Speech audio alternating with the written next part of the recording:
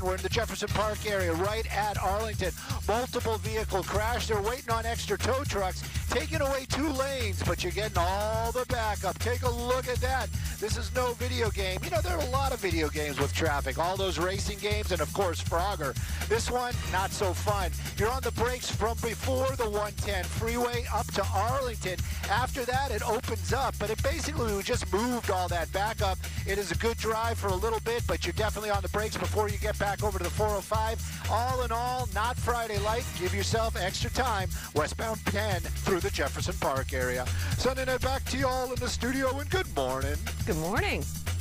All right, unfortunately, we have to talk about this, a violent crash in Santa Monica, sending a driver to the hospital and leaving a building badly damaged. We have Mario Ramirez live in Santa Monica now with the story. Good morning, Mario.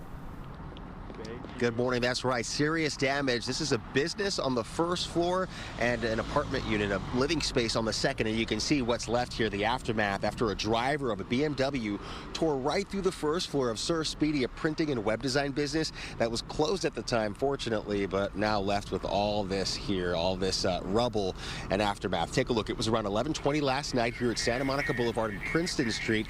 Police and fire crews rushed out here to the scene. They found an orange BMW that had been heading westbound on Santa Monica, completely destroyed after the impact. The force of the crash causing major structural damage to the first floor of the building, knocking down the pillar and part of the wall facing the street here. The driver pulled from that BMW after the airbags deployed.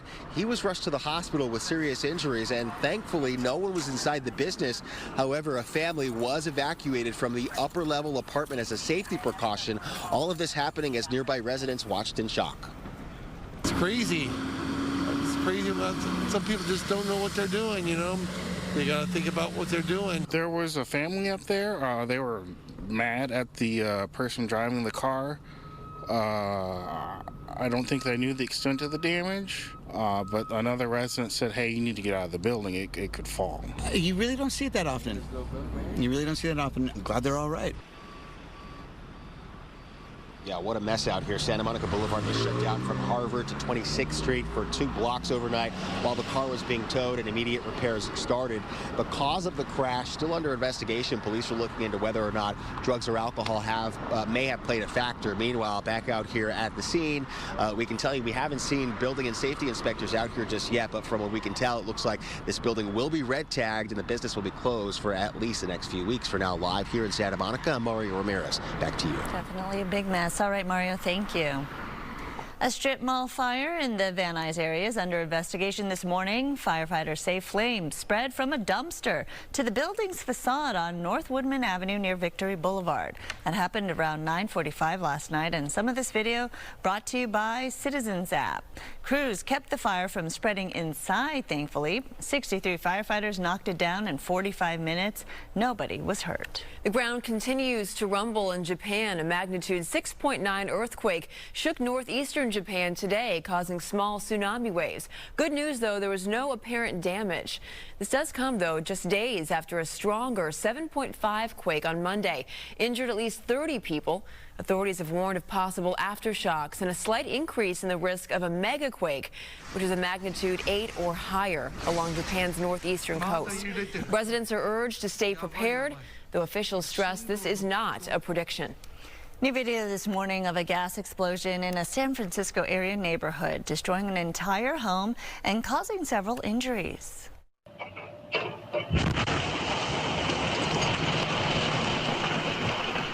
Doorbell video camera shows the moment an entire home exploded yesterday in Hayward. The explosion also set off a major fire there. 6 people were sent to the hospital in various conditions. Several other structures are also severely damaged. Witnesses say they felt their entire home shake from the explosion.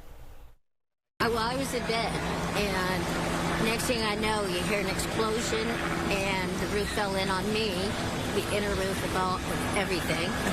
And so I was calling my husband. I thought maybe it was an earthquake, and it took him a while to get to me, which isn't like him.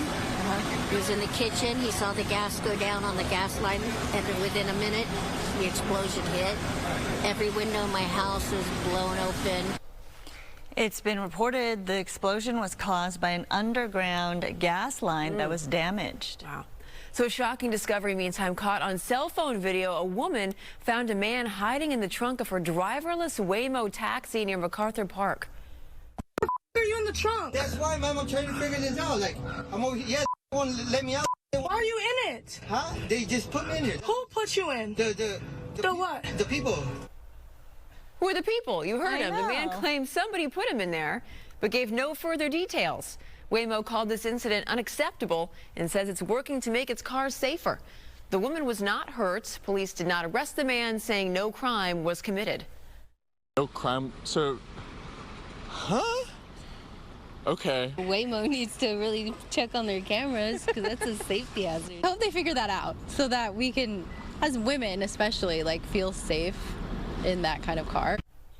It's so bizarre. This all comes after another incident. You might remember this. This happened in LA last week where a Waymo driver, or a car rather, drove through a police standoff with a passenger still inside. On top of that, over 3,000 Waymo cars nationwide are being recalled because of a software problem that makes them drive past stopped school buses. That is a problem. Some All kinks right. there for sure. They got to be worked out. Yep, that is for sure. All right, Plaza Mexico is gearing up for a second day of its annual big celebration. Yeah, Rachel Aragon is live in Linwood now with a preview. Good morning. Hey, good morning, you guys. Yeah, today's a powerful celebration symbolizing both faith and culture. 10 o'clock or so is the mass, but before then we'll be following a beautiful procession starting at 8 o'clock this morning. But take a look at last year's celebration, a vibrant mix of cultures as well as colors and altars with flowers. Plaza Mexico hosts its annual celebration of Dia de la Virgen de la Guadalupe, also known as the Virgin of Guadalupe Day. Well, Guadalupe Day is both a Catholic holiday and a Mexican national holiday celebrated annually on December 12th to commemorate the Virgin Mary's miraculous appearance to St. Juan Diego in Guadalupe.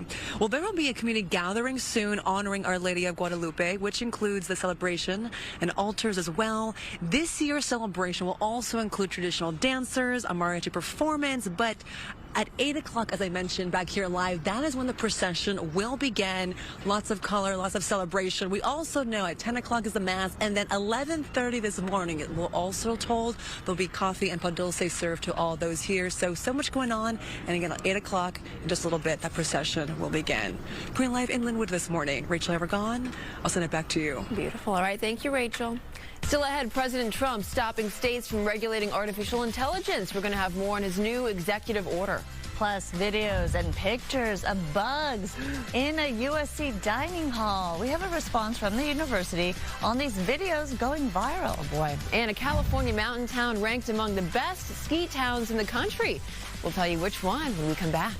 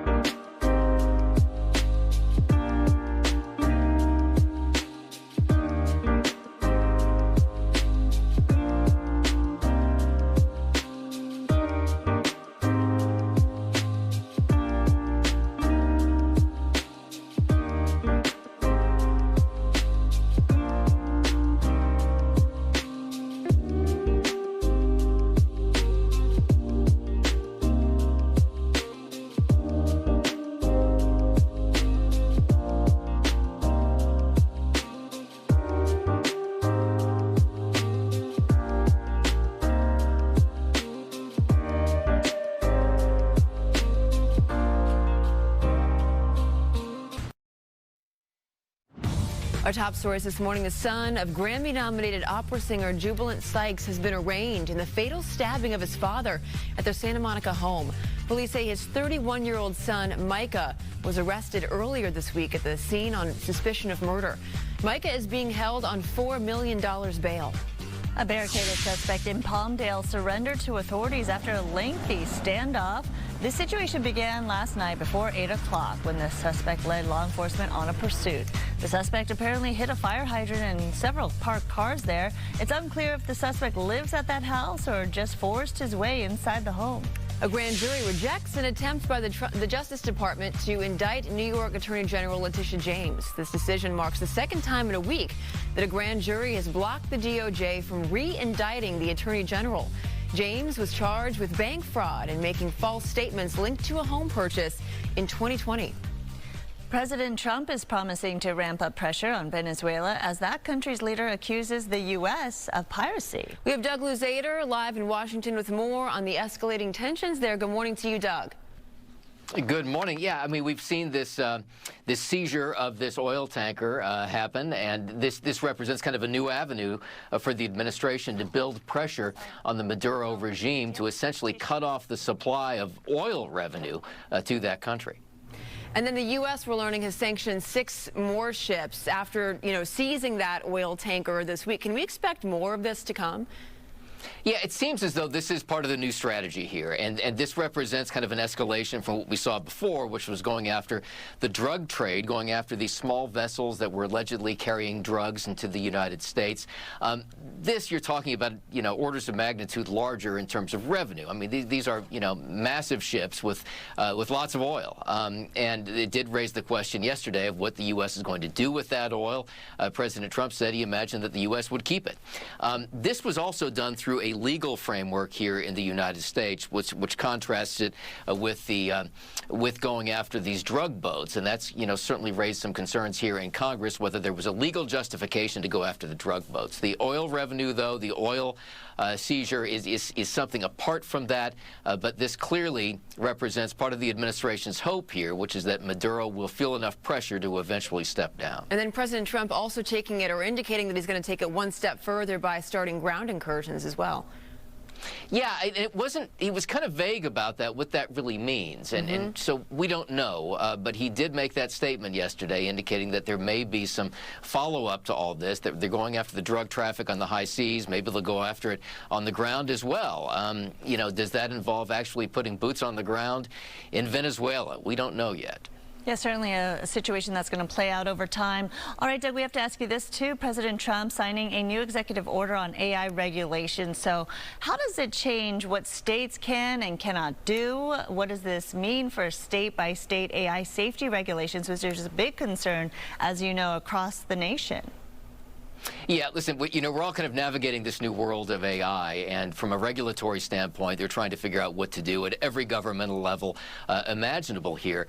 What the administration is trying to do here is to prevent what the AI industry sees as a potential kind of patchwork of regulatory schemes in different states, which would make it very, very difficult to move forward as a nation on AI. That's the argument they're making. On the other hand, you have some who are very pro-regulation here, who say that the states need to have the ability to regulate AI. So this is an executive order. It's not a law, but nevertheless, the administration is trying to have one policy in place when it comes to AI. All right, we'll have to see what happens. Thank you, Doug Luzader, for us there in Washington. We appreciate it. Have a great weekend. Thank you. You too. All right, let's go to Maria now for a check on our forecast. Should be a nice one. It should be a nice one, actually. Even today we start with some fog. I haven't really talked about fog all week, so this is another indication that things are changing just a tiny bit as we head into the end of the week. And the weekend, we've got a little bit of an onshore flow now, and that is pushing some of the cloud cover as well as some fog developing. Until about 10 a.m., that dense fog advisory will be in effect along our coastal communities, particularly that quarter-mile visibility in some areas, giving us very hazardous driving conditions this morning. So just be extra careful as you head out. The ridge of high pressure is weakening just a little bit, enough to allow a bit more of that sea breeze and the onshore flow, but not enough to bring these storms back down to us. It's going to just stay well to our north. Right now, we're getting a little bit of a break in the Pacific Northwest, but another system will move in for the latter part of the weekend into next week. In fact, back-to-back storms will be heading into the Seattle area again and Oregon. We are looking at some cooler temperatures today, tomorrow, and Sunday. Not really cool, but it will be cooler than what it was because it will still be above average, but at least it'll be down from the upper 80s to maybe the upper 70s in some areas. 80 degrees today for downtown LA. Yesterday it was 84. 73 in Las Vegas if you're headed there. 71 in San Diego. Here's a look at your day planner for Riverside. Lots of sunshine there already. Around 78 at 12 p.m. getting to the low mid 80s later this afternoon at 2 with a few clouds rolling in later today. Again, associated with that onshore flow. Anaheim, plenty of sunshine this morning, getting to around 76 at 2 o'clock later this afternoon. There's my weather for now. I'll show you the 7-day forecast in just a couple minutes. Back to you. All right, Maria, thank you. So still ahead, a new study finds immigration raids are impacting public schools in a major way. We're going to talk to one of the researchers behind a new study. Plus, a miracle baby born at Cedars-Sinai Hospital. How mom and baby beat some incredible odds.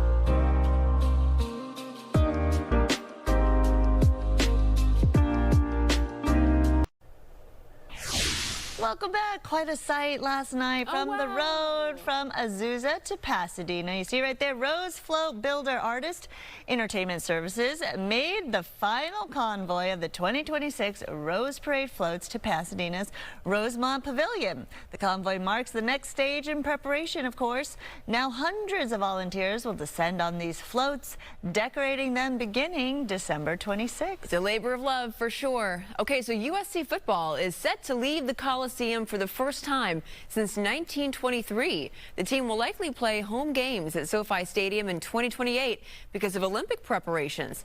A $100 million temporary track for the summer games will make the Coliseum unusable for the season. UCLA may also move to SoFi, meaning both college teams could share the same venue with LA's NFL teams. Right now, final decisions are still pending, but we are told logistics are being worked out.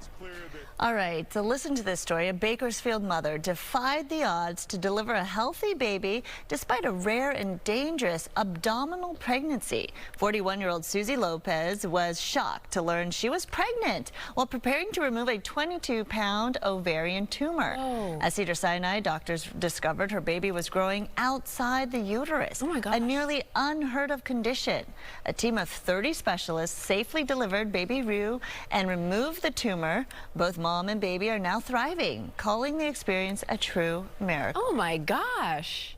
It is a miracle. I've never heard of that happening. Me either. And the science behind it all. It kind of defies science. That's right. The uterus is the home. Oh my gosh. It happened.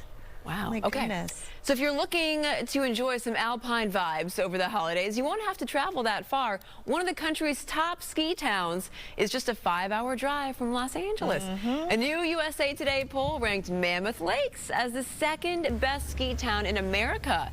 It earned its silver medal by offering over 3,500 acres of slopes and 150 trails for all skill levels. Have you been? Oh my gosh, every year we go. That's what I thought. Beautiful there.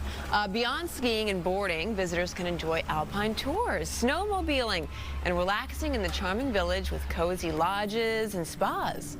Another California town made the list as well. Truckee, near Lake Tahoe, finished in 4th place.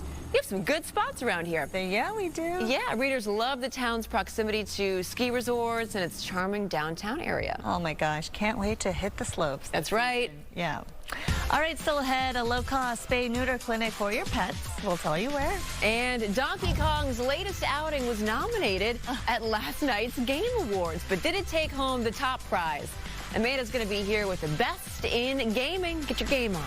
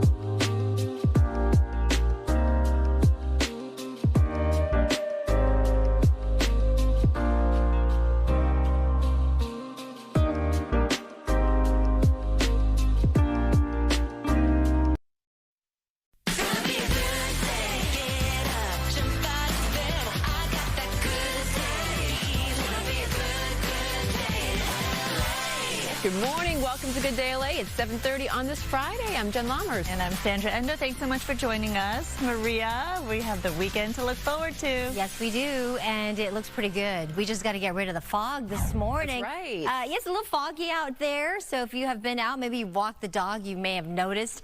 Starting to dissipate in some areas. This is our live look outside. This is, I believe, one of the cameras that we have up on the rooftop kind of looking out. Is it? Looking out towards downtown.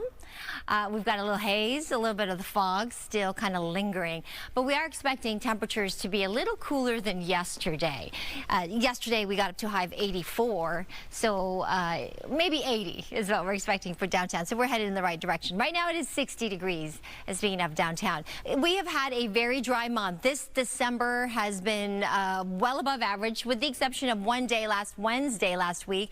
We actually reached that average temperature. Today's average is 67, so we're still going to run above that. It's a good thing that we got all that rain in November and October, because we just haven't had any rain yet this December. We still have a surplus, 4.93 inches above seasonal average. So hopefully the pattern will change. And I am looking at some long-range models, and it looks like it's going to change by the time we get to Christmas Eve. I know, just in time, perhaps some showers. In the meantime, around 80 today. Sun set this afternoon at 4:44. Here are some of the other high temperatures today, ranging from 86 in Palm Springs, 82 in Ontario, 72 in Santa Ana, 86 in Woodland Hills, to around 82 in Santa Clarita. When I come back, I'll show you the 7-day forecast plus your pictures and today's TV shout out, so you want to stay tuned for that. In the meantime, let's head back to Stu in Sky Fox, getting a look and bird's eye view of our freeways here. This doesn't look too bad here on the 10. Stu, what else is going on?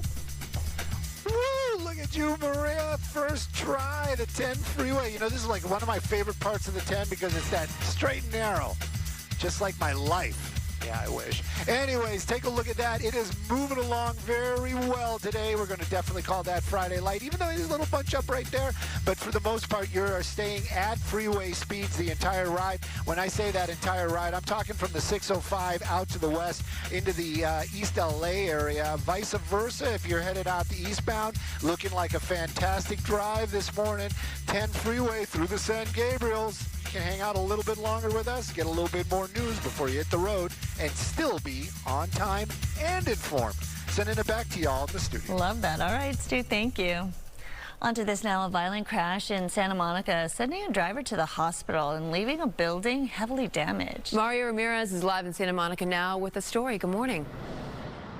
Good morning. A chaotic scene here after a driver behind the wheel of a BMW loses control along Santa Monica Boulevard and crashes into this building. And this is all that's left of Sir Speedy, a printing and web design business here at the corner of Santa Monica and Princeton Street. We've been watching crews boarding up the business, and just above an apartment, a living space where a family was evacuated. This all happening just after 11:20 last night. When police and fire crews arrived, they found an orange BMW that had been traveling westbound here, left crushed against the structure. The impact causing serious damage to the first floor of the building, raising some concerns about its stability. One person was pulled from the BMW, taken to a nearby hospital with serious injuries, and authorities say the business on the ground level was empty at the time, preventing any additional injuries. But upstairs, that family living in an apartment unit was evacuated as a precaution while crews checked the damage. Neighbors tell us they heard a loud crash and ran outside, finding a destroyed BMW and all that damage. Now back out here live as we've been watching these repairs here. Building and safety inspectors are now expected to be out here to evaluate the structure. But people who've been coming out here shocked to see the damage, taking pictures, saying it looks like a bomb went off. We're going to hear from a witness here at the scene coming up at the top of the next hour. For now, live in Santa Monica this morning. We'll send it back to you in the studio. All right, Mario, thank you. So the former head coach of the Michigan Wolverines, Sharon Moore, is set to make his first court appearance today. The university fired the football coach on Wednesday for what was described as an inappropriate relationship with a staffer. He was arrested later on that day after police responded to a domestic violence call.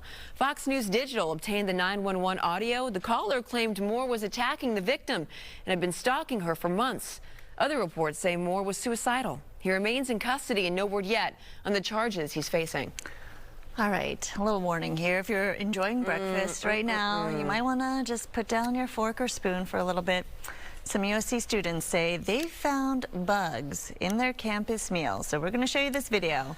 Videos shared by USC's student-run Annenberg media show insects crawling on food at a grasshopper? dining halls. What is that? It's like a beetle. One clip shows what appears to be a maggot right there, squirming on a plate. Another clip showing that green bug on a salad, as you saw. The USC Village Dining Hall is where this is happening, and USC says it serves upwards of 40,000 meals a day and usually gets high health inspection scores. Students who saw the videos and pictures say they will pay closer attention to what's on their plate.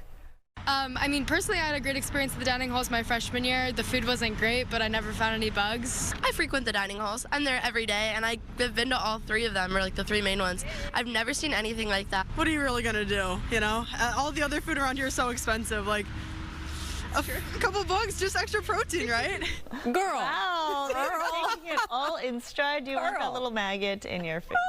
All right, well, the university told Fox 11 that it's surprised by these reports and is investigating, adding that new inspections are already underway to ensure food safety. I mean, these students are taking it in stride. I know. I would not have that attitude. I would not. I'd be fasting. Oh, my goodness. Yeah. Wow, that's the only time bugs are cute are at Disneyland's California Adventure. For right, Yeah. Exactly. My mom actually found a grasshopper in a can of green beans. Oh, yeah, at IGA. And this was like back in the day. I'll never forget. Never had canned green beans again after that. PTSD. Yeah, that's right. Okay, so big news here. If you've been looking for a low-cost spay-neuter clinic for your pets, the Animal Rescue Mission is sponsoring a spay-neuter clinic in Burbank today. So it's $150 per dog, $70 per cat, and that includes a pre-op exam, pain meds, and an e-collar. We know how expensive this can get, right? Space is limited. You can either scan that QR code that you see right there to make an appointment, or click on over to our website and you'll find the info there. The clinic is taking place at the Community Animal Treatment Center on Burbank Boulevard on this Furry Friday. On this Furry Friday, it makes me think of Bob Barker. Make sure That's your right. pets are spayed and neutered. May that legacy What a carry PSA. on. I know, it was great. And he made sure every show he said it because it was very important to him. It was, yes, and to all of us. Good morning to you on this Furry Friday. Entertainment is sponsored by Yamava Resort and Casino. Well, they say third time's a charm. And when it comes to the Knives Out films, I would say that's true. It is time to discover what this flock of wicked wolves is hiding. There's some Scooby-Doo going on here. Scooby-Doo. Oh, you know who that is. I love Benoit Blanc. The third installment of the franchise is finally here on Netflix, called Knives Out, Wake Up, Dead Man. It stars Josh Brolin, Josh O'Connor, Glenn Close, Kerry Washington, Mila Kunis, and Daniel Craig is back in the role of the quirky detective Benoit Blanc. Yes, quite a cast. That's one thing that director Rian Johnson does in his Knives Out film. We've seen it with Ed Norton in Glass Onion, Jamie Lee Curtis, and Ana de Armas in the first one. They do cast these films really well. I have to say, I really liked this film, and I thought that Rian Johnson did a really great job of combining religion, a whodunit, mixed in with the Knives Out dark comedy that we have all come to learn and love. So if you need something to watch this weekend, I would highly recommend Knives Out, Wake Up, Dead Man. Do you have to watch all three? No. But the one continuous character is Daniel Craig's character as the detective. So you may want to get familiar with him. And just his style. His style. So I would recommend watching the first one. Glass Onion. The Glass Onion's the second one. Oh, the second one. Yeah. Okay. The first one for sure, and then skip the second one, and then you can the third one. Glass Onion, it was fun. It was probably my least favorite of the three. Yes, right. Yeah. Okay. I really liked this one, so check it out. Okay, girls, on the count of three, gotta say those two words. 1, 2, 3. Game on! Last night, the 2025 Game Awards took place in downtown LA, and here are two of the biggest takeaways. So you ready to start with the big one? Let's start with the award for Video Game of the Year. Kids have quite the imagination now. Yeah. Me too. This is huge. Clair Obscur Expedition 33 took the top prize. It's a French game. The winners were in the audience wearing red berets. Oh my God. Yeah, I'll tell you why this is a big deal. It's a big deal because this game was created by an indie studio called Sandfall Interactive. So this is an extra big win, beating out big studios like Sony and Nintendo. Historically, this is a long 19th century for France-themed game. And this game truly recognizes other games because it was in good company last night as being the talks of the town because the new Street Fighter trailer was a big deal.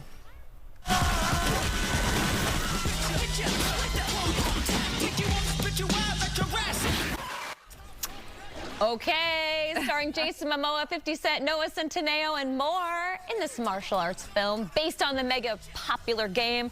It hits and hits and hits theaters October of next year. My husband is a huge fan of Street Fighter. I heard you say woohoo. Yes, I'm sure your man is a big fan too. Really? I would ditch class and then go to the 7-Eleven and play with, you know. Oh my gosh, look at you. Yes, know the combos. Yeah, we were getting the real-time results last night when the Game Awards were happening because it was a really big deal. Yeah. And my husband was telling me back in the day when he was a teenager, he used to have the quarters and go to the arcade. Yeah, that's right. And put them on the table and say like, I have next. Yep. You put the 2 quarters. Yeah.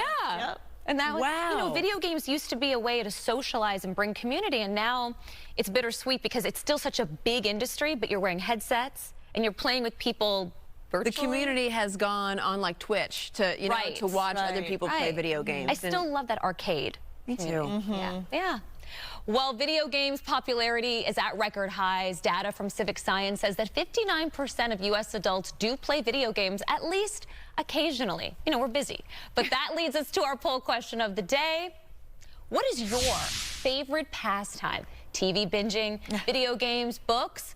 Maybe you're a very crafty person and you like to be creative, or you like to get outside, do something active. Which on this list is your favorite? Go to foxla.com/vote. This is a tough one for you. I know it's not TV binging. No, it's not. Being active. Being active, Yeah, right? something active or reading. I like to read books. I love it. What are you reading How right now? evolved she is. I know. Crying in H-Mart. Yeah. Wow. No. I'm kind of slow to the game You're for so that window. enlightened. I love it. I'm a binger. I'm a binger too. Yep, that's right. Okay, let's get off to Stu for a look at our morning commute. Hey there, Stu. Hey, Jen and gals, how's it going? We are going to do some traffic. This one brought to us by Jacoby and Myers Injury Lawyers. That's the 60 freeway down there. We're over the Montebello area. Monterey Park, that general spot. That 60 drive, though, looking fantastic. From the East LA interchange out to the 605, either direction, either way you play it, it's going to be a great drive. So you can, again, hang out with us for a little bit longer. You're still going to get there on time. That 60 wide open and moving well, that is for sure. Let's take a look at some traffic hotspots. A car accident can shatter your world, but at Jacoby and Myers, we want to help you get back to where you were before. Taking on insurance companies, hospital bills, medical care, whatever you need to get back to the life you love. Jacoby and Myers, because everyone deserves justice.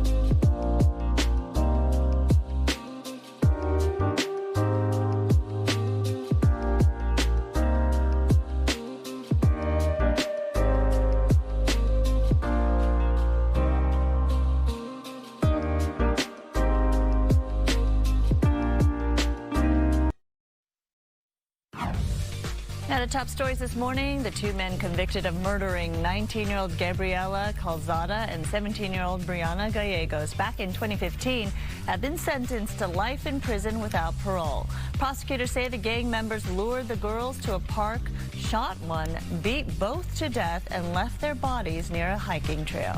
Los Angeles County is suing 4 oil companies over nearly 230 unplugged wells in the Inglewood oil field near Baldwin Hills. Officials say the idle wells are leaking toxic pollutants, threatening public health and the environment. The county wants daily fines and a court order to force cleanup. One company is calling the lawsuit baseless. And Indiana's Senate rejects a Republican-backed redistricting plan defying pressure from President Donald Trump. The plan would have helped the GOP lock in all 9 congressional seats by splitting Democratic areas, including Indianapolis. But 21 Republicans joined Democrats to vote it down. Now to this, a new nationwide survey shows immigration fears are hitting schools hard. Researchers from UCLA and UC Riverside talked to more than 600 principals across the country and found 70% of high school principals say immigrant students are anxious about ICE raids and political rhetoric, which has created a, quote, climate of distress. And that's right. Here to break down these findings is the co-author of the report, UCLA education professor John Rogers. Thanks so much for joining us. Good morning. So what are we seeing in terms of this distress that all these students are experiencing? What are we seeing in the student body now? In communities across the country, in every state that we surveyed, principals reported that students are concerned about their well-being, or more often the well-being of their families. Principals told stories of parents dropping off students at school and young people worrying that that was going to be the last time that they would see their parents. As a consequence, young people have found it more difficult to pay attention to their lessons, and it's also having a consequence on students' attendance in school. So we've seen a drop-off in student attendance due to the immigration enforcement efforts. So some of the biggest takeaways from your research: bullying is up, school attendance, as you mentioned, is down, and even school enrollment is down in some areas. How significant are these numbers, and really what stood out to you most about your findings? I think these numbers are profound, and they speak to the ways that these immigration enforcement efforts that are new, that are intensified and are creating fear across the country, are really undermining young people's learning, their sense of well-being. They're undermining the purpose of public schools, which is to promote learning in our communities and to enable young people to have a positive vision of their own futures. Yeah, it's really disheartening to hear what you mentioned, you know, families being in distress and obviously the anxiety, the fear that they have day in and day out as they try to get an education. Now, the Trump administration, though, they say they do not target schools with these ICE raids. But despite all that, the fear is still there, as we know. So what are schools doing to try to combat this? Well, let me first say that even as the Trump administration says that, on the very first day of the Trump administration, they rescinded a long-standing protection that said that ICE and Homeland Security officers could not go to public schools. And by rescinding that, they have created the fear that is leading to these very negative consequences. It is the case that schools are taking steps that are making a difference. When principals and superintendents communicate to their school communities that they care about immigrant communities and that they will do everything that they can to protect them, that makes a difference. When schools connect young people and families to legal services, that makes a difference. When schools connect young people and families to community-based organizations that are providing services, that also makes a difference. So there are things that schools can do to make a substantial difference and support young people to feel safer.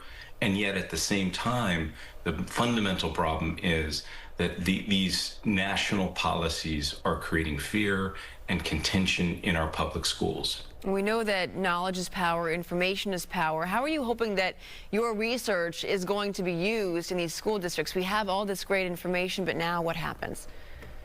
I think a critical next step is for people across the country to let their public officials, their congressional representatives, their senators know that they want public schools that are safe, and they want the United States government to reissue an order that says that ICE and Homeland Security will not come to our public schools, that these are sensitive locations, as has been the understanding for the last 30 years.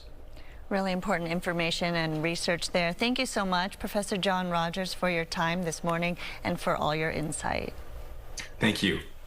All right, let's go over to Maria now for a check on our forecast. Good morning. Happy Friday. And a happy Friday to you as well. Looking ahead to the weekend, we are going to cool it down just a little bit, enough to where maybe it'll start to feel a little bit like December, because it hasn't all month so far. Here's a live look outside. You see that Santa Monica looking very nice, shaping up to be a beautiful Friday. As we look forward to some key holidays here, I know it does stress me out when I see this, but there's 2 more days until the start of Hanukkah on the 14th. 13 days, that's it. Less than 2 weeks until Christmas Day, and then 20 days until New Year's. If you are traveling this morning, look at the Arctic cold air that has moved into the Midwest, the upper Midwest, the northern plains, looking at 3 degrees for that high temperature today in Bismarck, 30 degrees in Chicago, below freezing, 29 in Detroit. That cold air extending into parts of Tennessee, 56 for the high temperature today. Look at Washington, D.C., just 38 degrees. Seattle, 55, a little bit of a reprieve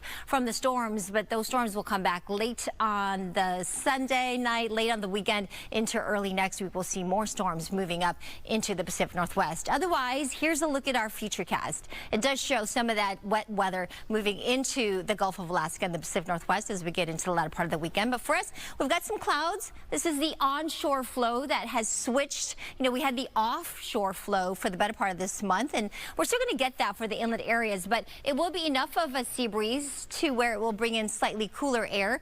And then as we look ahead to a week and a half, December 21st, look at this.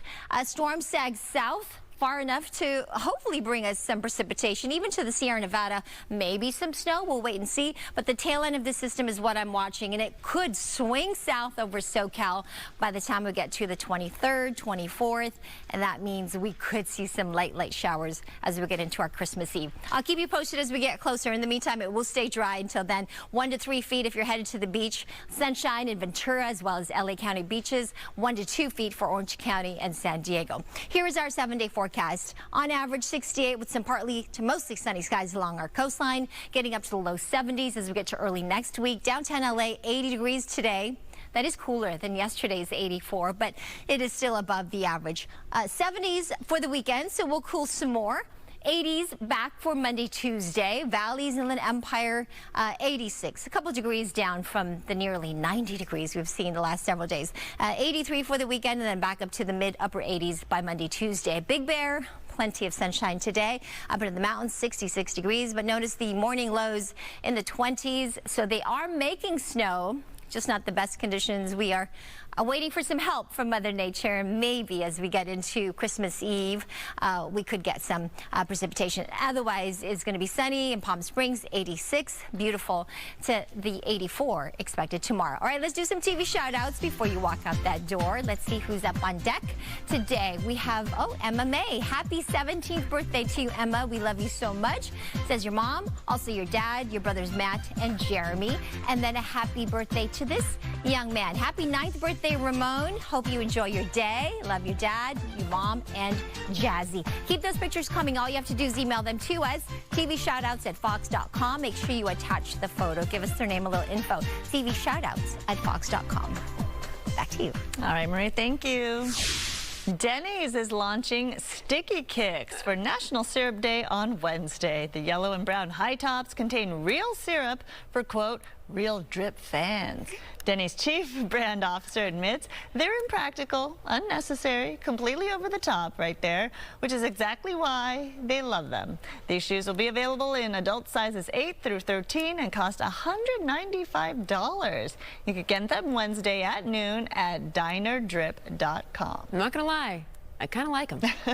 Yeah. It'd be fun to play around with. For the sneakerheads out there, that's a perfect gift. All right, still ahead. Airbnb reveals its 2026 travel trend predictions, where people are expected to travel to and why. We'll have more on that when we come back. Now I want some pancakes. I know, me too. That's every day, though.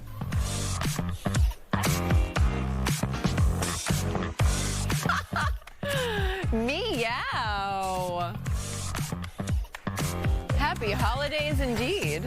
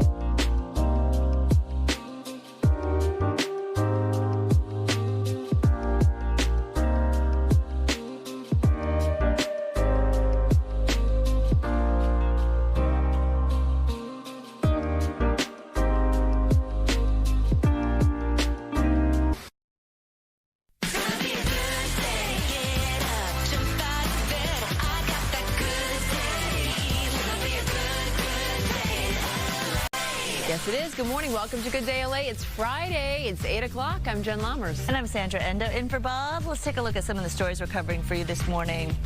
There's debris everywhere after a driver slams into a building. Medics rushed one person to the hospital there. Mario's live at the scene to give us all the details. And today is Guadalupe Day, a day filled with music, festivities, prayer, and reflection. We're live this morning at Plaza Mexico, where a procession is about to take place. And this is bizarre. A woman found a man hiding in the trunk of a Waymo car. What was he doing there? We're going to have more on that. But first, let's go over to Maria for a check on our forecast. Yeah, that story just makes my head shake. Like, I know, and especially what he says about why he was there. The people. So, yeah, exactly. So you want to stay tuned for that. In the meantime, I've got this. We've got some low clouds, a little bit of fog. You can see kind of here on our satellite radar pictures, but there's a few changes in the forecast. forecast from what we have been talking about really this whole week with very warm temperatures. We're going to cool it down just a little bit today and as we get into the weekend. Right now it's 52 in downtown LA. It's 56 in Ontario, 53 in Santa Ana, 55 in Santa Monica. High temperatures today will range anywhere from 86 in the low desert in Palm Springs to around 70 in the high desert like Lancaster. 66 up into Big Bear with lots of sunshine up into the mountains today. No advisories other than that dense fog advisory that's still in effect until 10 along our coastline. About 68 along our coast today on average with some partly sunny skies. 80 for downtown to that 86 for the valleys and the Inland Empire. I'll share the rest of my forecast when I come back. In the meantime, let's head back up to Stu, our eye in the sky, watching the freeway. Stu, what's going on with traffic right now? Hey, good morning, Marie. You know what?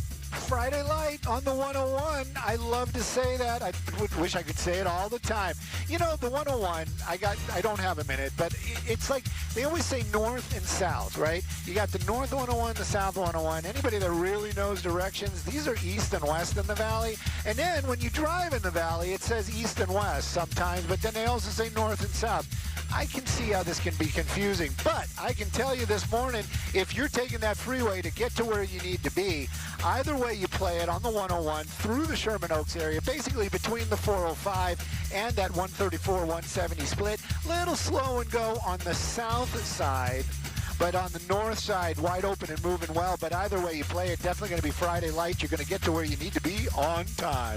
Sending it back to y'all in the studio, and good morning. Good morning to you, Stu. Okay, so a driver was taken to the hospital after a car slammed into a business in Santa Monica. So much damage there. Yeah, that crash causing extensive damage to the building. And Mario Ramirez is live in Santa Monica at the scene there where emergency repairs are now underway. Mario.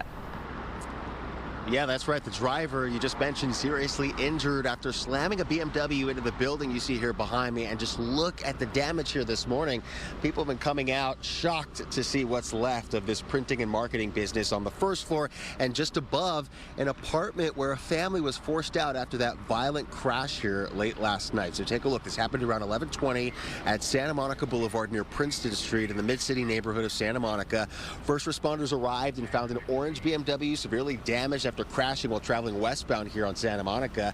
The impact so strong it compromised the first floor of that building and left serious damage to Sir Speedy, a printing and web design business here. Debris scattered across the scene. The driver pulled from that car with serious injuries, rushed to the hospital. Meanwhile, police say the business on the ground level was empty at the time, preventing what could have been much worse. One witness says the impact sent pieces of the building flying everywhere as he ran for cover. I heard a car either driving too fast or accelerating not correctly. Then I heard the vehicle lose control. Then I heard a crashing sound. When I sat up, the car was going through the building across the street. It bounced or something, and it still had momentum. There was dust everywhere, and so I dodged behind the tree. Once I saw it was safe, I looked out. People were already seeing if the driver was safe. He looked stunned more than anything else. Neighbors tell us they heard a loud boom and rushed outside, finding that heavily damaged BMW and the building left in a shocking condition. The Santa Monica Boulevard was shut down overnight, 2 blocks along the street from Harvard to 26. And back out here live, that's a look at the business owner here. She arrived maybe 20 minutes ago. She's on the phone right now. We can tell you that city building and safety inspectors now expected to be out here to assess the damage, and it looks like it'll likely be red tagged here, meaning it's not safe to occupy, and the business will likely be closed for the next couple of weeks at least. For now, that's the latest in Santa Monica. I'm Mario Ramirez. We'll send it back to you. All right, Mario, thank you. So a strip mall fire in the Van Nuys area is now under investigation this morning. Firefighters say that the flames spread from a dumpster to the building's facade on North Woodman Avenue near Victory Boulevard. This all happened around 9:45 last night. Some of the video that you're looking at was brought to you by Citizen App. Crews kept the fire from spreading inside. 63 firefighters knocked it down in 45 minutes, and nobody was hurt. All right, this is a really bizarre story. A shocking discovery caught on cell phone video. A woman found a man hiding in the trunk of her driverless Waymo taxi near MacArthur Park. Are you in the trunk? That's why, ma'am, I'm trying to figure this out. Like, I'm over here. Yeah, won't let me out. Why are you in it? Huh? They just put me in here. Who put you in? The what? The people. All right, well, who are the people? There's He's like, a you're lot just of as surprised questions as I am, here. lady.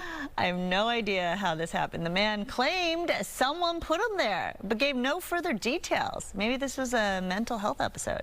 Waymo called this incident unacceptable and says it's working to make its cars safer. The woman was not hurt in all this, and police did not arrest the man, saying no crime was committed. Fox 11 talked to a few Waymo customers last night, and they also had a lot of questions. I just want to know why was he in the trunk? That's what we're all wondering. Like, who put him in the trunk? How did he get into the trunk? I mean, now it's just making me double check when I open my Waymo. I'm like making sure nobody's in the trunk or anywhere else in the vehicle for that matter. So yeah, as long as this story gets out, I feel like that should definitely be something to check. Definitely. I've never even tried to open up the trunk at a Waymo. Oh my gosh, I know. So, who are the people though? Yeah. So this comes after another incident, as we're watching right here. This happened in LA last week, where a Waymo drove through a police standoff with a passenger still inside that car.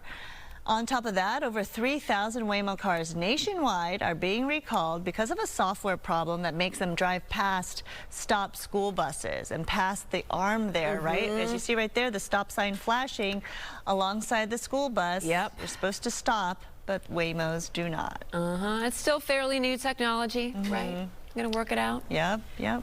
Meantime, this accused CEO killer Luigi Mangione is back in court today for day 7 of his pre-trial hearing. 2 supervisory officers who were at that McDonald's where Luigi was arrested testified yesterday that police did not need a warrant to search his backpack because they were arresting him for having a fake ID. One of the arresting officers admitted he knew Mangione was wanted for the murder of United Healthcare CEO Brian Thompson. Mangione's lawyers are asking the judge to throw out key evidence obtained at that McDonald's in Pennsylvania, where he was arrested. Prosecutors are expected to rest next week, and the judge is expected to issue a written decision about some evidence sometime in January. The ground continues to shake in Japan. A magnitude 6.9 earthquake shook northeastern Japan today, causing small tsunami waves there. But the good news is there was no apparent damage. This comes just days after a stronger 7.5 earthquake on Monday injured at least 30 people. Authorities have warned of possible aftershocks and a slight increase in the risk of a megaquake, which is a magnitude 8 or higher, along Japan's northeastern coast. Residents are urged to stay prepared, though officials stress this is not a prediction. We have new video this morning of a gas explosion in a San Francisco area neighborhood, destroying an entire home and causing several injuries. Take a look.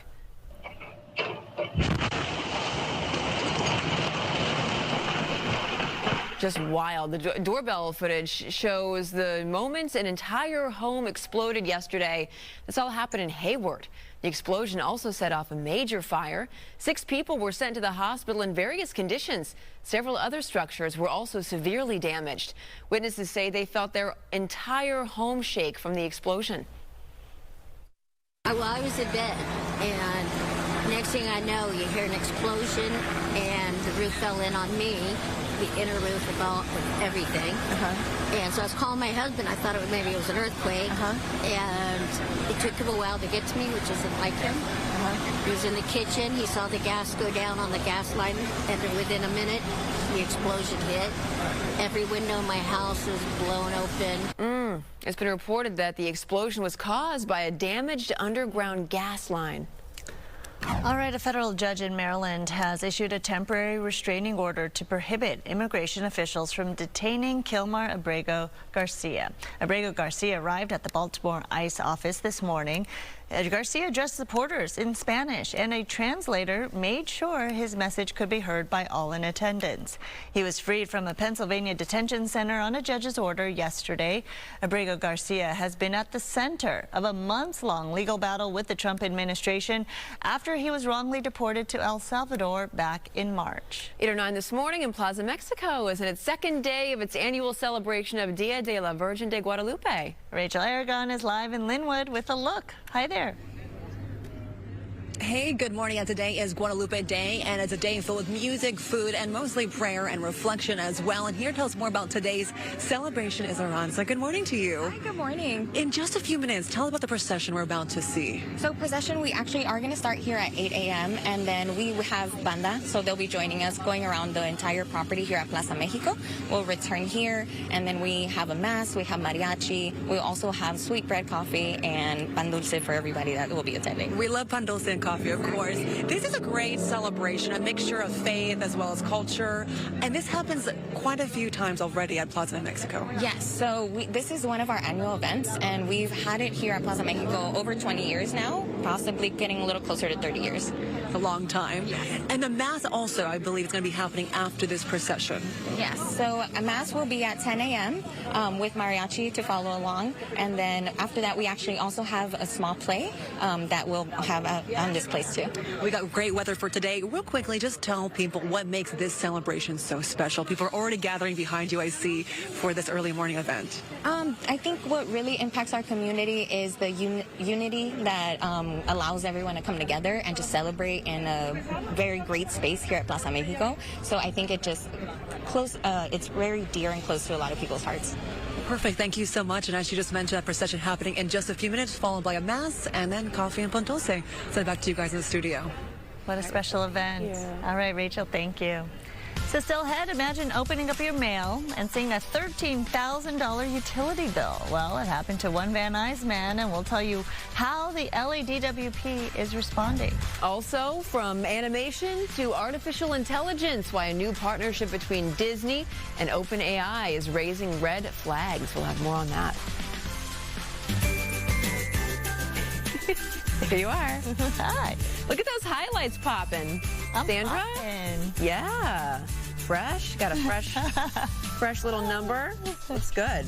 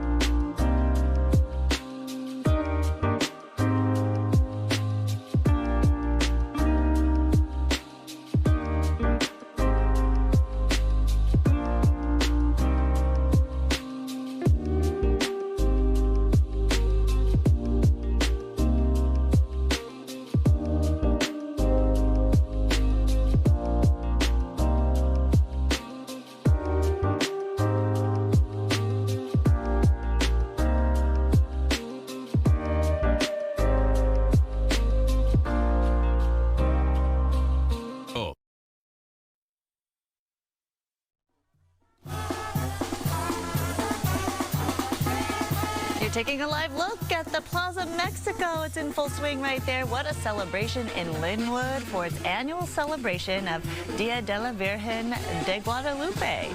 It is such a festive scene right there. This is the second day of the celebration. It kicked off yesterday, and obviously this is a tradition, and we've always seen this celebration happen around this time of year, but quite a celebratory moment for the community that's coming out together to celebrate this special day. And also, as Rachel was mentioning, after this, they have some coffee and some pan dulce and enjoy. You know, it's all about community and coming together. That's right. I like those blazers, too.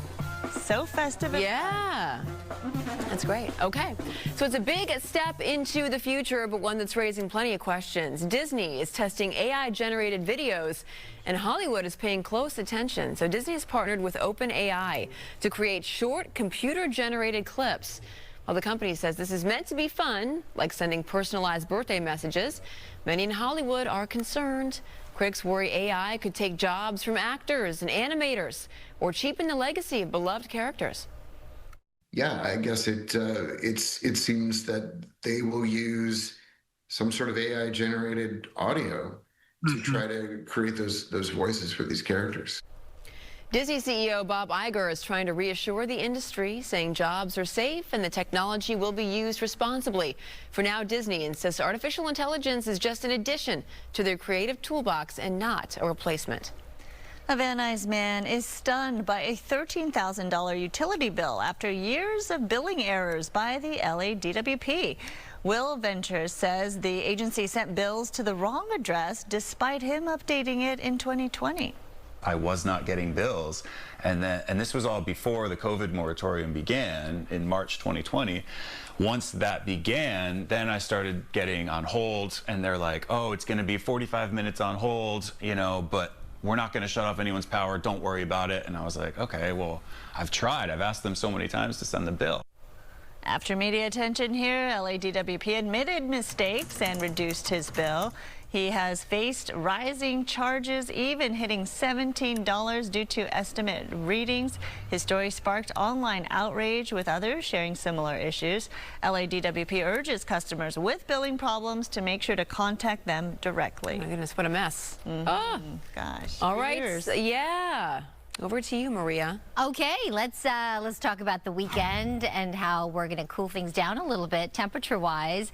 Maybe it'll get you in the mood and the spirit of December and the holidays now. Although it won't be quite too cool, as it's still going to be above the average. Right now, we're looking at some dense fog. Still have that dense fog advisory in effect for another couple of hours here, a little less than that. Dense fog advisories along our coastline, with visibility in some areas down to a quarter mile or less. An area of high pressure is weakening, still keeping the storm track away from us, but we'll get more of an onshore flow, and that has brought in the cooler air mass a little bit anyway. Some low clouds and some fog tonight again to tomorrow morning, and then giving way to some sunshine. Still no rain in the forecast, at least through next week. It will stay dry, and then perhaps, according to the models, we could get some light rain as we get into Christmas Eve or a day or two before that. So just in time for winter to officially arrive. Air quality right now pretty good with the sea breeze and the onshore flow. So a lot of green, yellow dots on the map. That's good to moderate air quality. So that's our benchmark for whatever you have planned outside. You should be okay.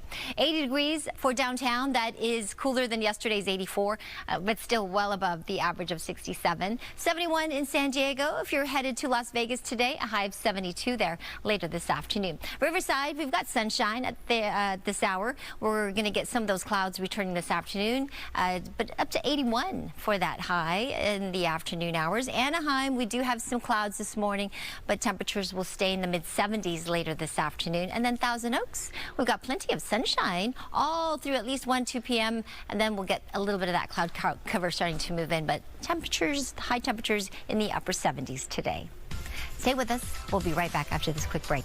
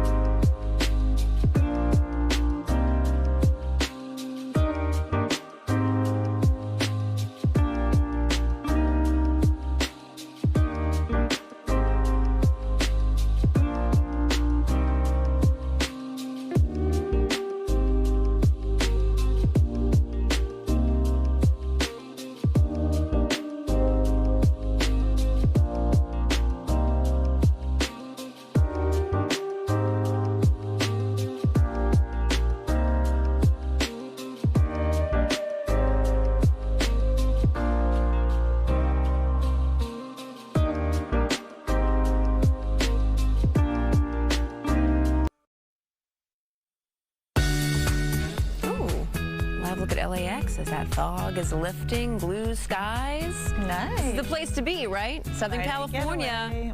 We have the warmest temperatures right now. It's pretty fantastic.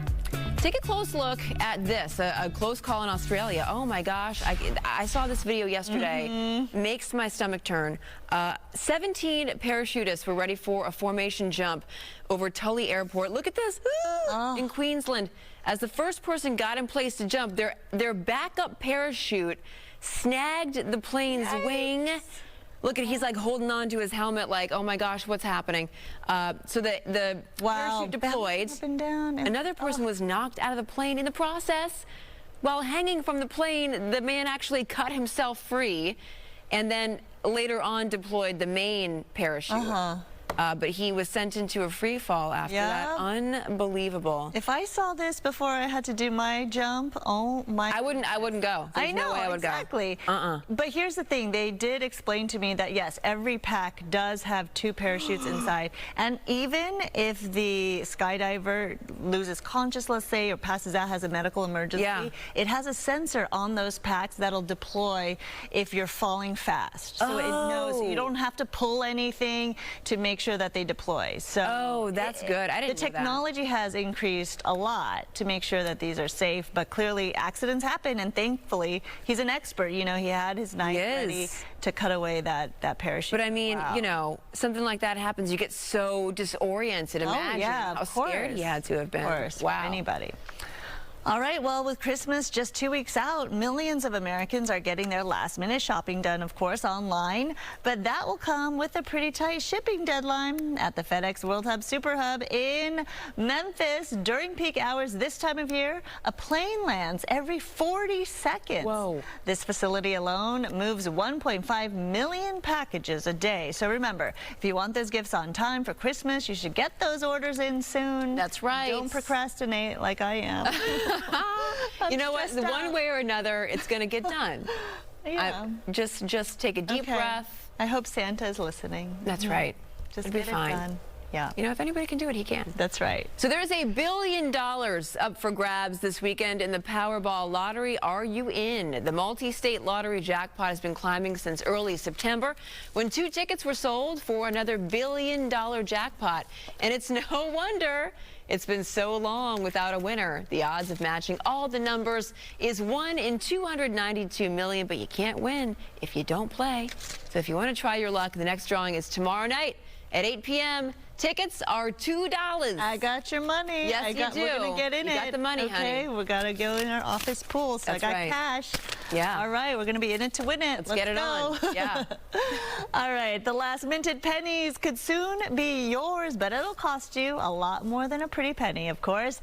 They are selling 232 of these specially certified 3-coin sets. 232 is picked because that's how many years the penny has been around. Each set includes one of the final pennies made at the mint, as well as a 24-karat gold uncirculated penny there. Experts believe these sets will go for tens of thousands of dollars, maybe hundreds of thousands each. Wow. Live bidding is now underway and is viewable online. Wow. All right, so still ahead, Coco is lacing up her skates in Santa Monica. Good morning. Good morning. That's right. It's a beautiful day in Santa Monica, so why not skate by the beach? That's exactly what these talented kids are doing out on the ice. We'll take you to Ice at Santa Monica coming up.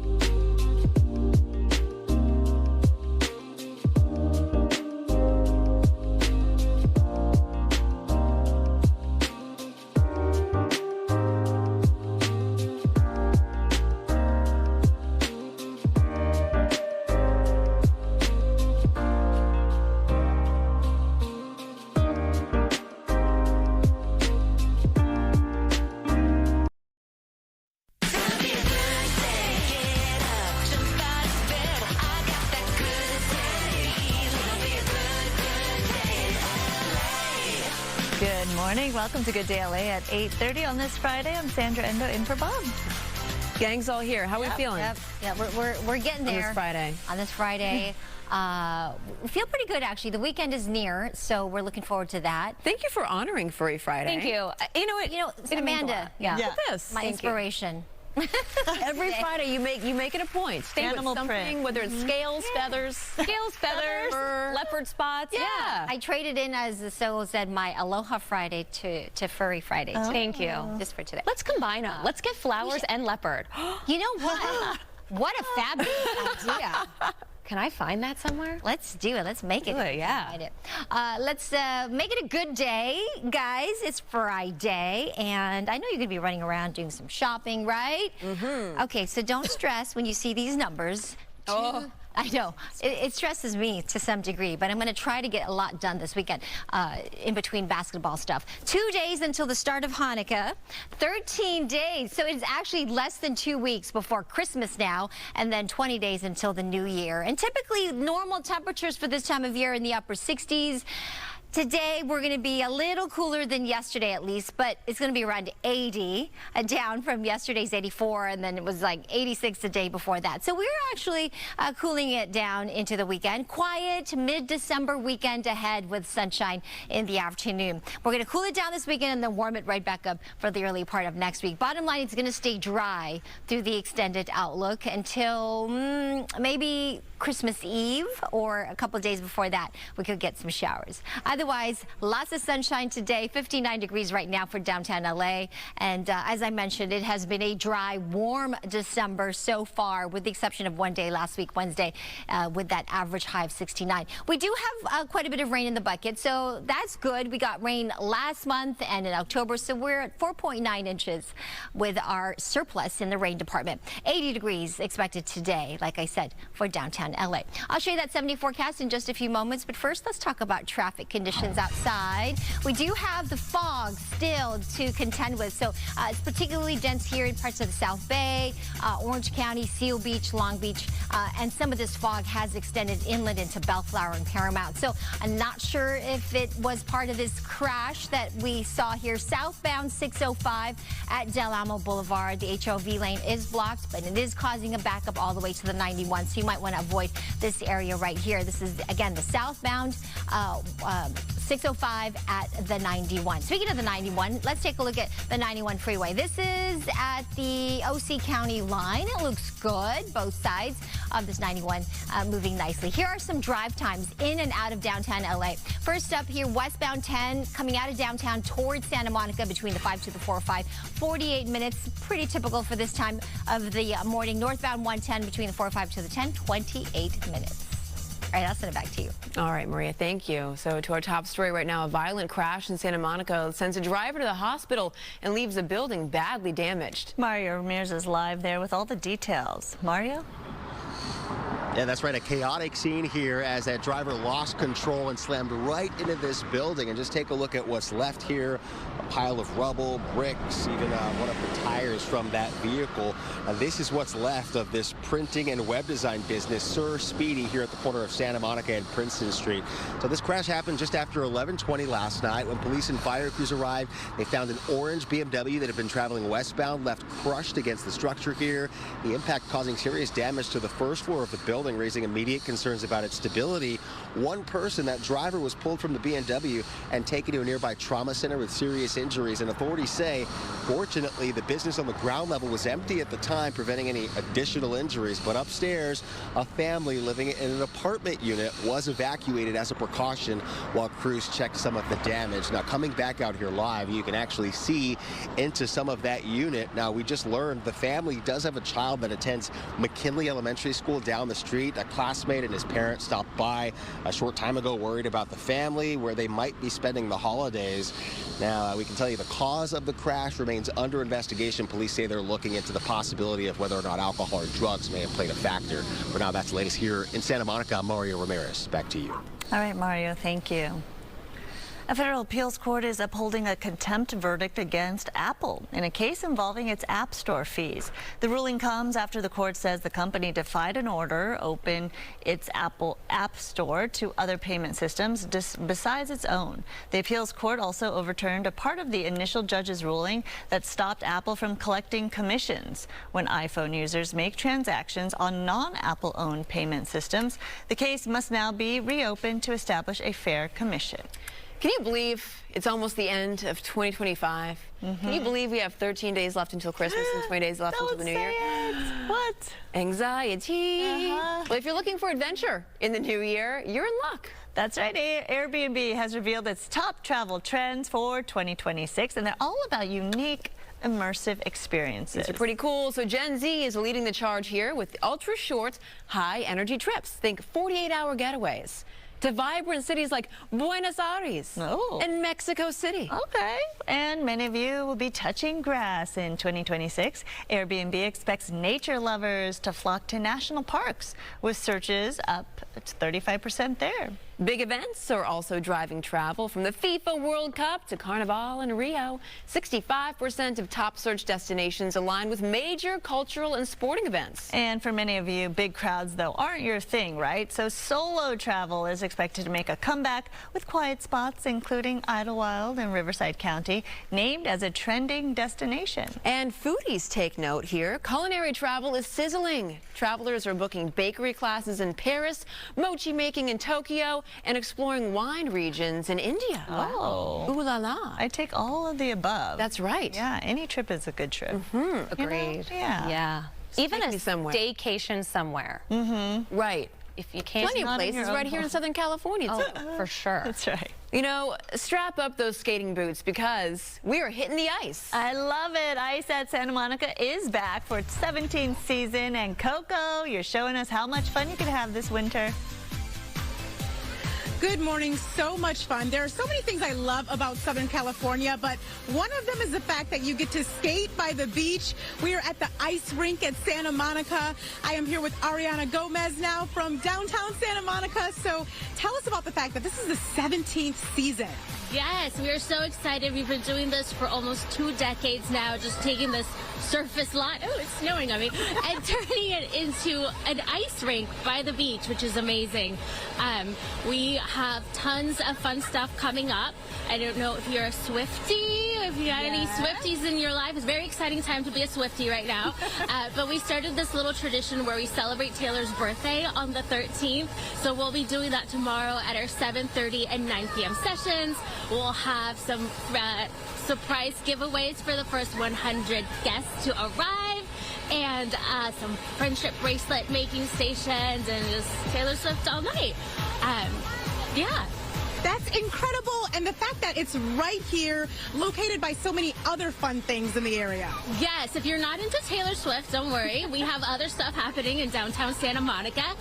We have Holiday Thursdays on 3rd Street Promenade, so every Thursday until Christmas, we're having live music. We have a little toy soldier band that comes up. We've got a beautiful tree on the promenade.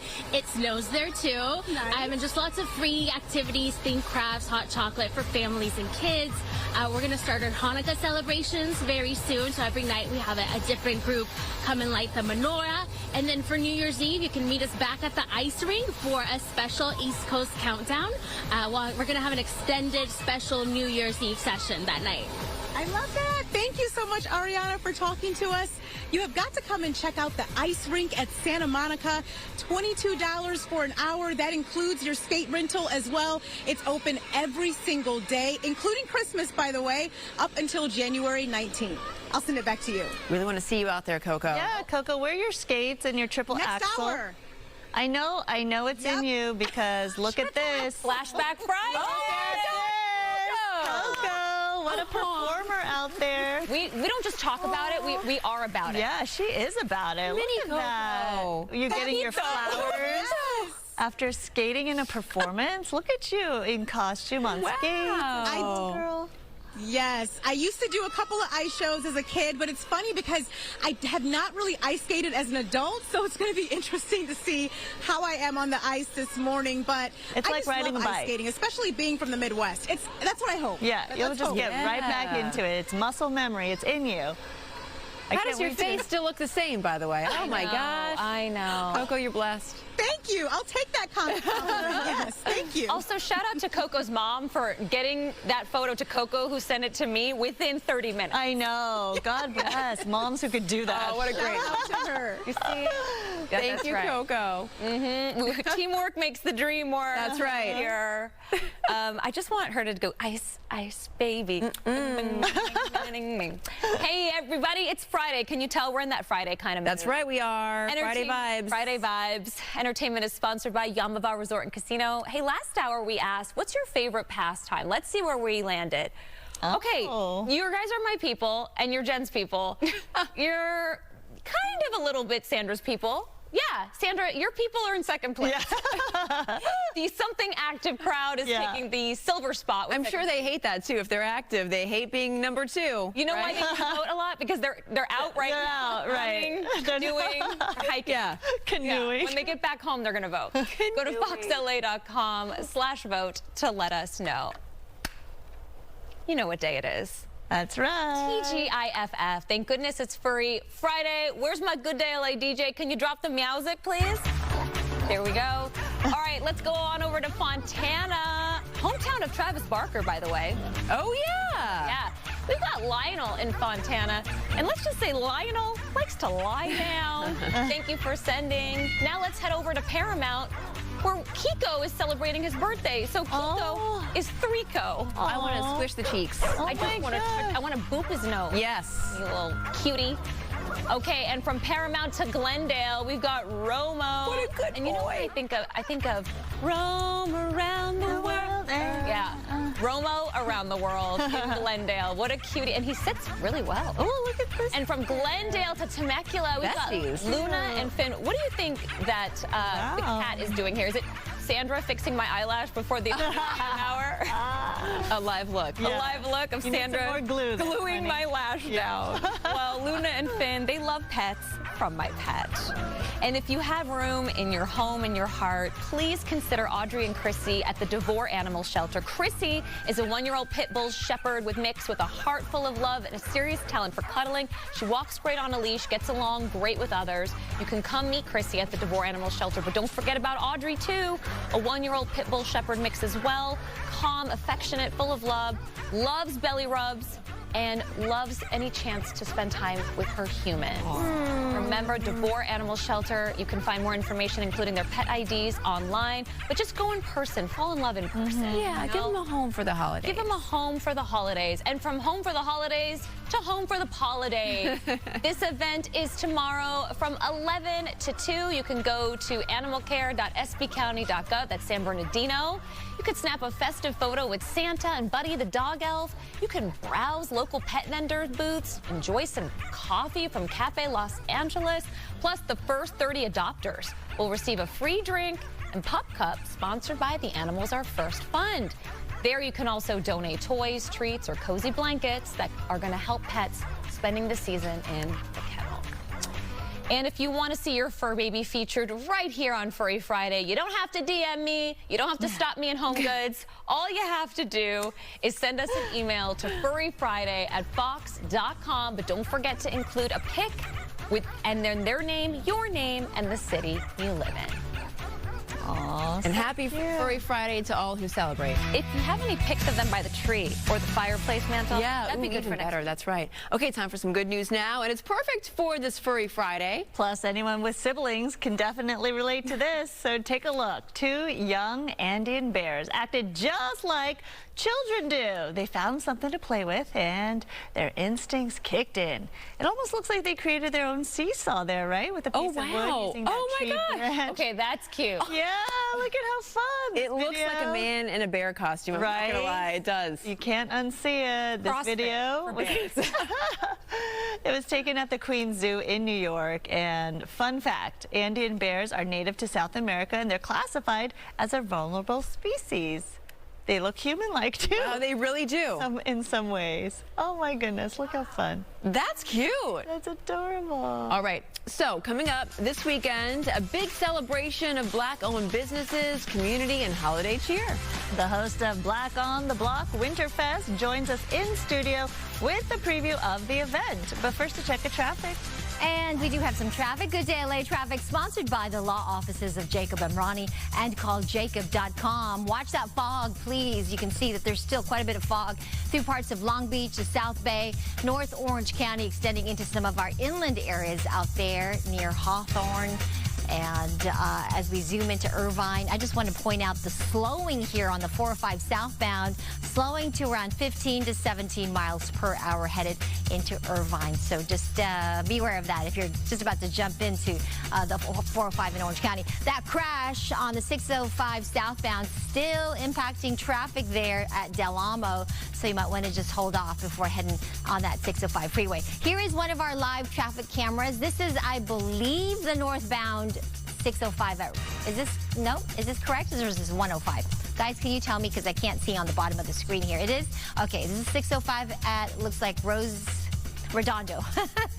It's tough when it's at the bottom of the monitor here. But anyway, it looks good. It looks good there on that 605 freeway, that area. Here are the drive times in and out of downtown LA. Westbound 10 between the 5 to the 405, 48 minutes. So still at that slow area there. Here's a look at some of the other traffic hotspots.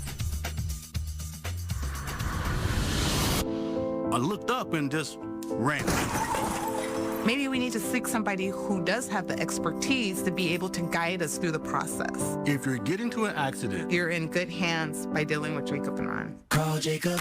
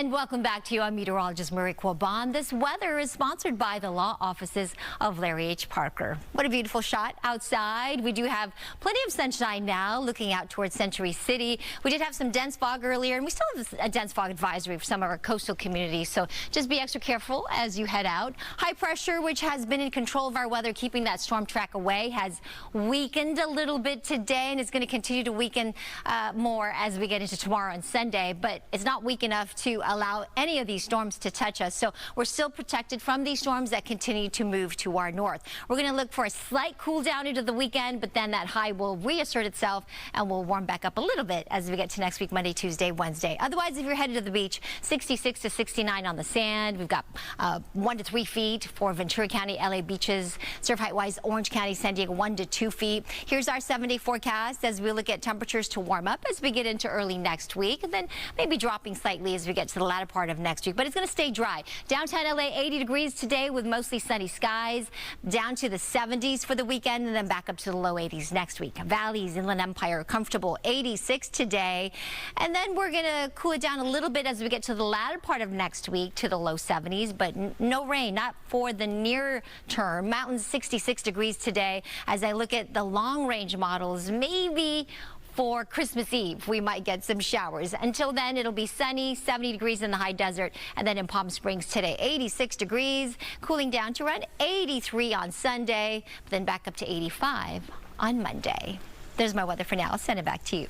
It's hard to talk holidays when it's this hot outside, right? So a huge event is taking place this weekend at LA Center Studios. The Black on the Block Winterfest kicks off Sunday afternoon. There's going to be more than 100 Black-owned businesses featured, holiday programming, a full slate of live entertainment, making it one of LA's largest cultural markets of the season. Here to talk all about it, the Queen of LA Dance, an event host, Storm DeBarge, legend in the house right now, and organization co-founder Lainey Edwards. Thanks for being here. Thank you for having us. Oh my gosh. Okay, so you co-founded this event back in 2021 with your sister. Yes. Tell me where the idea came from. Yeah, so we are both in fashion, and we're both small business owners. And during that time, we were seeing a lack of visibility for Black-owned businesses, especially in person, being able to shop. A lot of the times when I went to markets in LA, I wasn't seeing much of that. So as a business owner, I was like, well, what would I want to see? What would I want to have at a market? And so we came together. We threw our first event. It was our first time ever planning an event. Yeah. And it was for Juneteenth. It went really well. We only planned to do it one time, and then it went so well that people wanted us to keep coming back. Oh my gosh. Every month for every month. 4 years. Yep. And you've expanded even beyond that, right, to other cities? Yep. We've gone to Dallas, Houston, Atlanta, Charlotte, DC, and we want to keep expanding, but LA is always home. That's so right. We always love doing it here. Yes. It's a place to be. And speaking of LA, Storm, you are so deeply connected to the culture here and the conversation here in Los Angeles. You've made it your mission to lift others up. So how excited are you for this event? What does it mean to you? It means a lot to me. I've been working with her and her sister for a while now. Yeah. I feel like this is probably like the 5th or 6th time, but I always went before I even worked with them. Right. It was just a great time, like to show up and see people like me, businesses, over 100 businesses, and I'm always buying something because people have good things there. That's right. And the food is really good too. I love the food. So it just means a lot to have that in that space to go to and just have fun and listen to music and then dance. He makes it fun too. I was going to say, as the queen of dance, I mean, are you going to be dancing out there holding dancing workshops? Teaching? I'm always dancing. So even when I'm hosting, I end up dancing because the crowd's like trying to make me dance. Yeah. But I think it just happens naturally, and then we just dance together and have a big party. I would never stop dancing if I could move like you. Right? Seriously. Seriously. What are some of the connections and the support that you've seen throughout the years since you've started this event? Yeah, we've seen a lot of people come through. Like we've had Chance the Rapper come through. We've had a lot of celebrities who feel comfortable just because it's such a kind of like an elevated block party where you don't feel like you have to have a bunch of security and hide out. It's more like you're coming to support the culture and to support these small businesses. Yeah. So it's always special guests. It's always a surprise of who's coming. We always have performances. So this time we have Josh Levi and a choir, Radio Free Voices choir. So it's going to be get us in the holiday spirit. Yeah. But yeah, it's always like the support that we get. It's even shocking to us sometimes when people come. We're like, we didn't know you were coming. But yeah, it's been beautiful. LA's been very supportive for the past 4 years. Right. So I know you have some of the same vendors that come back year after year, but then you also have some new vendors, I would imagine, every year too. Yep. And how can somebody who wants to be a vendor and a part of this, how can they join? Yep. So we actually have our own vendor portal and app. So it's the Black on the Block vendor portal, and our website is blackxtheblock.com. So if you go on there, it's all of the resources of how to apply, how to get tickets, everything, or you can just download our app, the Black on the Block app. You have an app too. We wow. do. We have our own app. Yeah. What are your plans for the holidays? I'm staying in LA. My whole family comes to us.